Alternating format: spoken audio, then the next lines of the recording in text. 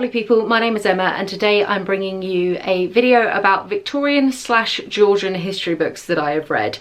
So I'm trying to do an Around the World in 12 non-fiction challenge where I read history books from other areas in the world, but it made me look at my back catalogue of like British history that I've read a lot about, and I did a video recently talking about general British history, which I'll link down below, but this is a video specifically about Victorian / Georgian because there was definitely a grouping of that kind of time period. I'm saying Georgian as well because there's a few that just sort of drip over into slightly different time periods, but this is roughly around the Victorian era. So the first book I want to talk about is The Five by Hallie Rubenhold. This was an absolute powerhouse slam dunk of a non-fiction book on BookTube a good couple of years ago now. I believe it won a bunch of prizes, and it's basically looking at the 5 women who were murdered by Jack the Ripper and trying to give them their voice back and looking at what their lives were actually like.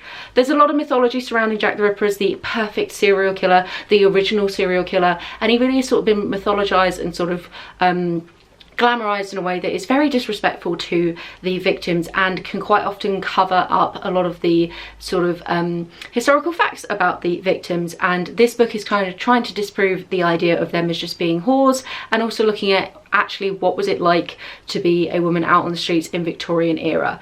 It is a fantastic read. It definitely deserves all of the hype, and I listened to it on audiobook and would totally recommend that as well. There's some lovely little instrumental bits in between the chapters, and Hallie Rubenhold is just fantastic. It's such a well-researched, well-written book that deserves every bit of hype around it. The next book I want to talk about is Desperate Romantics by Franny Moyle. This is the private lives of the pre-Raphaelites, and was one of the books that I read for like one of my first non-fiction Novembers.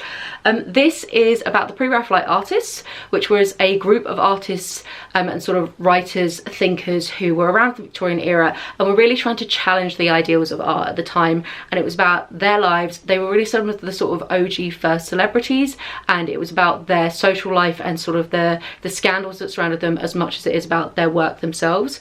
I love the pre-Raphaelites. Some of my favourite paintings are from them. Holman Hunt is just absolutely fantastic, and they have really interesting personal lives that also showed sort of a spotlight onto Victorian life in general and sort of how it was to be an artist and how it was to try and be sponsored, and the way that the art world worked at the time and the way that their paintings challenged some of the ideals at the time.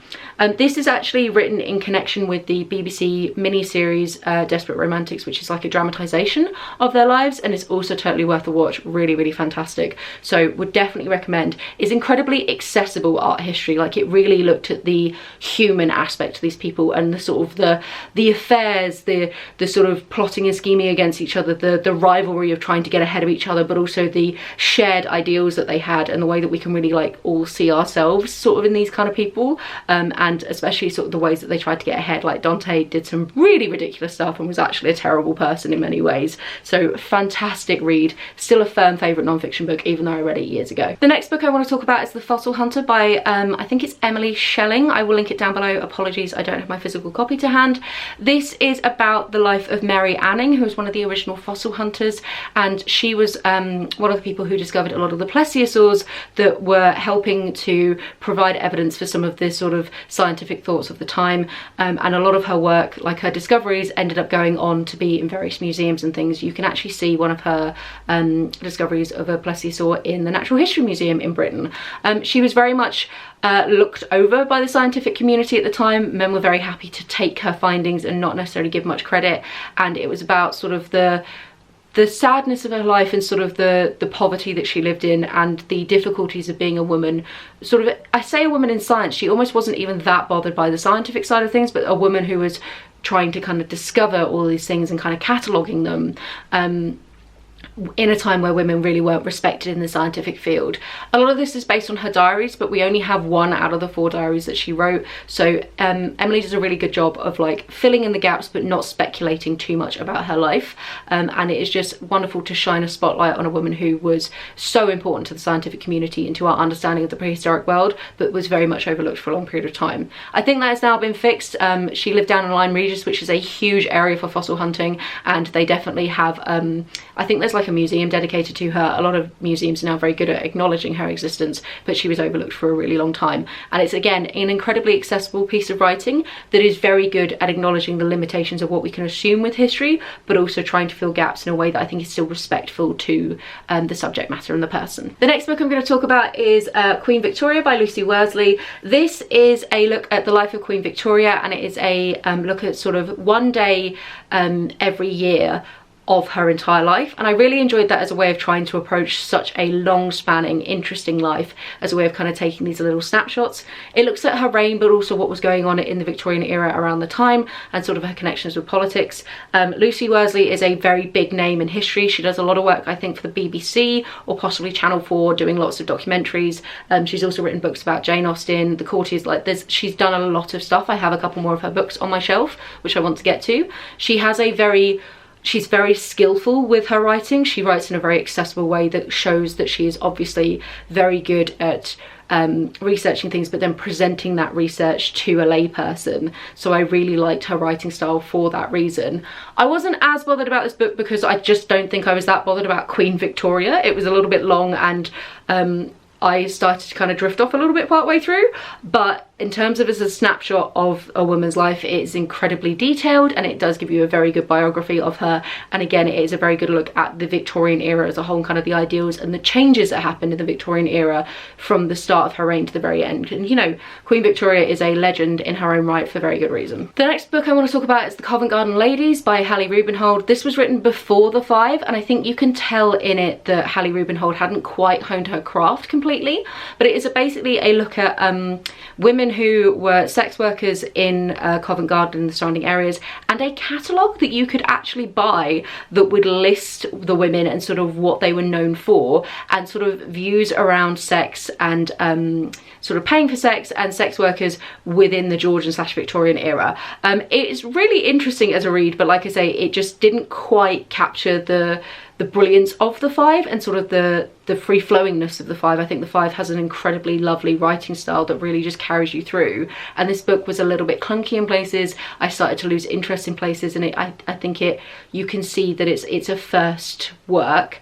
and then she definitely has honed her craft by the time we get to the 5. Still very interesting, totally worth a read, and again, I think I did this on audiobook. I like Hallie Rubenhold for audiobooks. And then the final book I want to talk about is Victorians Undone by, I think, Kathryn Hughes. Apologies if I got that wrong. It's here and down in the comments below.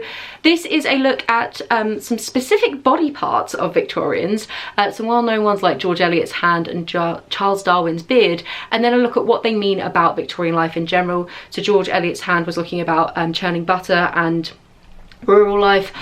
Darwin's beard is sort of an analysis of sort of masculinity and how men were viewed in the Victorian era. I'm kind of slightly hesitant to recommend this book because I had a very mixed response reading it. There were a good few chapters that I definitely enjoyed, the 2 that I've just mentioned, but then there is a section at the end where she goes into a sort of a true crime slant and looks at the murder and dismemberment of an 8-year-old girl, and that one I really didn't enjoy. It felt very grotesque and quite objectifying, and there were just parts of the writing that felt quite crass, and I didn't think that Kathryn handled the subject matter particularly sensitively, especially once we start to get to the true crime section.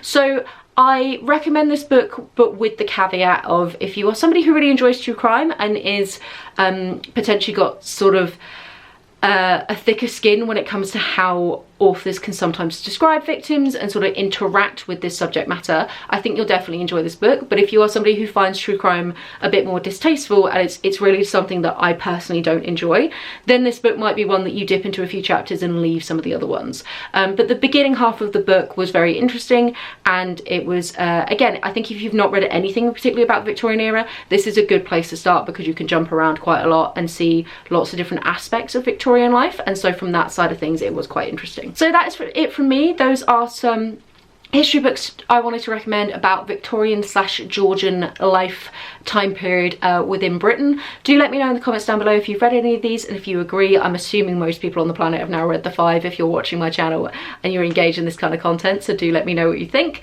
And if you have any recommendations for books from this particular time period, do let me know. Although, like I said, I'm trying to branch out. I've read enough from this era. Let's go for different countries, different time periods. Let's spread our wings, shall we, from the comforts of the Victorian era.